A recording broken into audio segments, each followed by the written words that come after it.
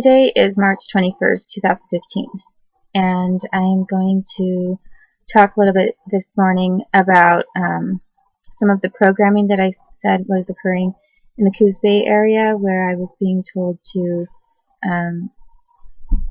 like push off somebody that I was with and go with a strange man into a car or into the apartment and that kind of thing.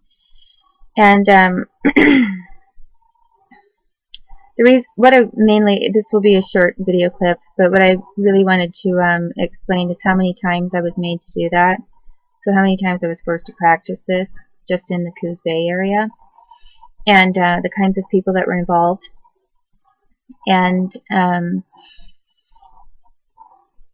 I think that will also give a better idea that this was not something that that I'm claiming was done. For example, it's not like someone said, hey, okay, what you're going to do, its programming is totally different from someone being told to, I guess, practice a couple of times, like at something in a play or whatever. I mean, I've tried out for plays before, and I've rehearsed for parts, memorized lines, and done that kind of thing. And all of the memorization and rehearsing that I've done for plays, there's nothing from a play that I've practiced that would ever trigger me to do something specifically or say something. And that's because the nature of practicing for a play has nothing to do with, well, it's really different from what happens with programming. When I practice for a play, nobody's torturing me, for one thing. Nobody's using an electrocution head brace on my head and trying to scramble my brain waves, basically, and just disorganize my brain and forcing me to repeat things over and over and over and over and over, with the addition of all kinds of various torture and threats used against me. So the outcome of practicing for a play, which I might have practiced a lot. For example, I was in a play called Annie when I was about 9 years old, and I went there every single day for about an entire summer, and I practiced just over and over and over. It was a repeated process of acting out the same things and rehearsing and learning lines and that kind of thing. And I didn't just actually learn the lines for my character. I wanted to learn Annie's lines, because I thought, what if Annie gets sick, like the girl who was playing Annie? And I thought, maybe if I learn all of Annie's lines and something happens and she gets sick, maybe I can be Annie. So nobody told me. Actually, I had never been told. No one had ever talked to me about what that was called. That was called like shadowing an actor, and no one had said that I should do that I should try to double for someone or learn someone else's parts. I just really loved it, and I wanted to learn it because I thought, just in case. And that was my own idea. So I learned and practiced a lot of lines and actions from that play. And I remember just a few things of what we did there, but none of it was programming. None of it was my practicing and people torturing me and threatening to kill me and really harming me in addition to that. So, as I said, I just basically repeated everything that I said the first time. But I can't stress it enough that just because someone practices something over and over and over does not mean that that's programming. And that is not what I would ever intend to say. And when I say that these guys were telling me to practice getting into a car with someone else, it wasn't like, maybe 10 times these cops were saying, okay, now some guy, we want you to push against your mom, pretend like you don't want to be with her, and then go running with this other guy, and then one of these times somebody is going to hand you some money or some information that's important. So it's not like I just kind of practiced this with some cops, and it was part of their undercover work, and and I did it a few times in the Coos Bay area, and then all of a sudden there was this instantaneous effect on me that caused me to, you know, go with, for example, Mike Tanzer, you know, decades ago or decades later, and that was a decade ago, and so I think that, I mean, I had already hoped by explaining what some of the other programming was, you know, and sex abuse, where they made me do things over and over and use guns and knives and threats and electrocution head braces and all kinds of things. I assume that people know what I'm talking about if I just use the word programming. But to clarify, since I say, you know, these guys made me practice this a few times, it is really not to be misunderstood with what programming is. So, so the programming that they did of me to do this, you know, push away from fight against someone who's trying to hold on to me, or pleading with me to not go with, follow some other person and go with them to a location, whether it was their car or their apartment. That, or to meet them there. Well, that was drilled into me. If I can try to estimate how many times, I know one summer, that is something I was made to practice with cops. A lot of cops got involved with the programming. So when I say, you know, this is like FBI work and CIA and Pentagon, it is true that military have been involved, and that the CIA is directly involved, and they fund most of this, and that the FBI is involved because they give everyone else their cover, and they like to participate too. So it's not just that those larger agencies were involved. There are a lot of cops, like local level cops and sheriffs, that were involved in all of this. And to them, the impression that I got, I mean, not every cop was involved in it, but the impression that I got from the ones that were, well, there's also a lot of cops that are ex-military. I mean, if you've ever noticed, a lot of ex-military tend to go into law enforcement. So you'll find a lot of ex-military and FBI and in cop forces sometimes. Well, the cops that were involved, whether, you know, it was like just kind of a select group or whatever, and whether the other cops knew about it or not, I'm not sure, but a lot of the things we practiced was out in public. It wasn't just hidden. So I guess some people could think that they weren't always torturing me like out in the public when I was being made to practice out in the public.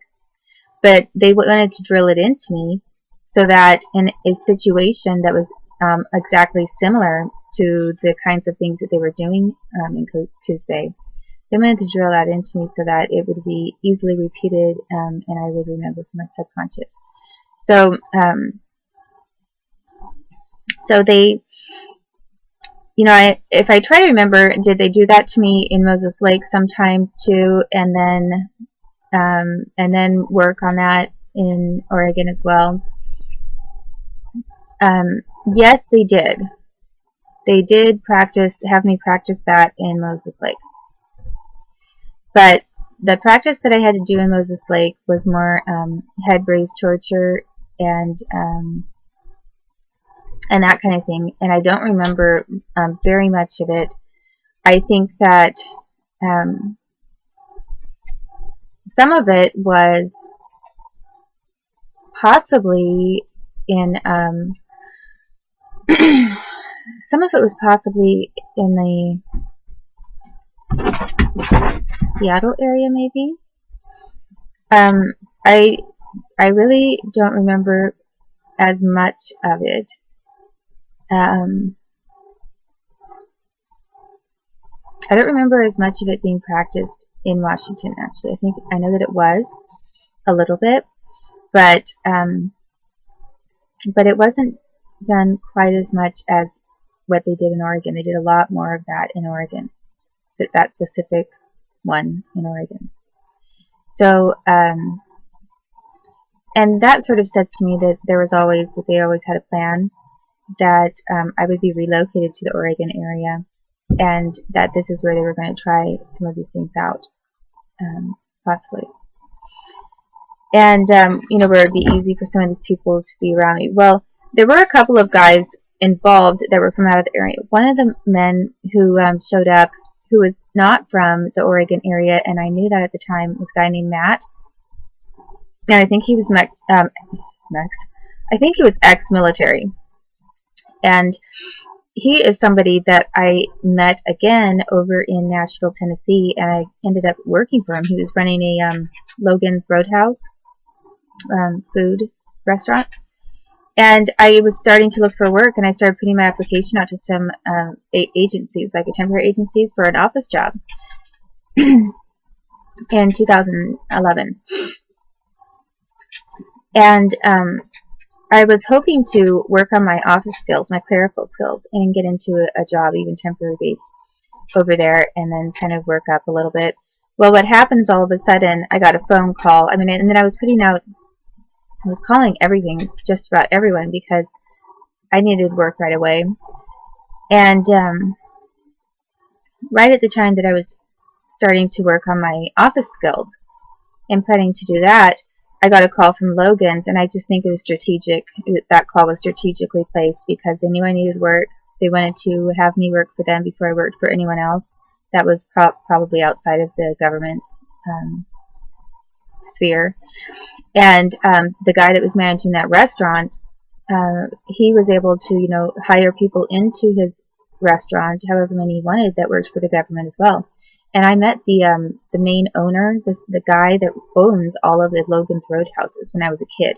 He had like a ranch. He had like the Bushes have a ranch, like kind of a cattle ranch type of a deal. And as a kid, I met the Bushes. I met all of the presidents when I was younger. And I guess that was because I was making that much money for the government, and also because my parents had to work for the government. And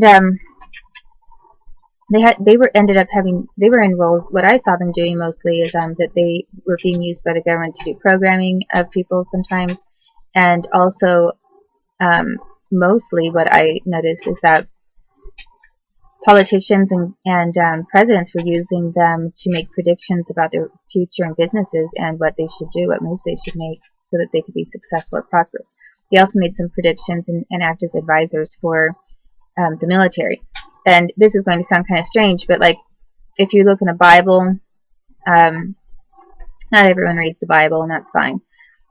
But every culture probably in the world, no matter what their religious views are or whatever, they probably had sometimes had kings or queens and advisors and military advisors to their armies, that kind of thing.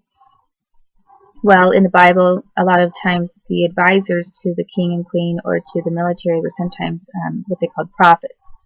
And prophets can be slightly synonymous with psychics if they're a real gifted psychic, not just a fake one.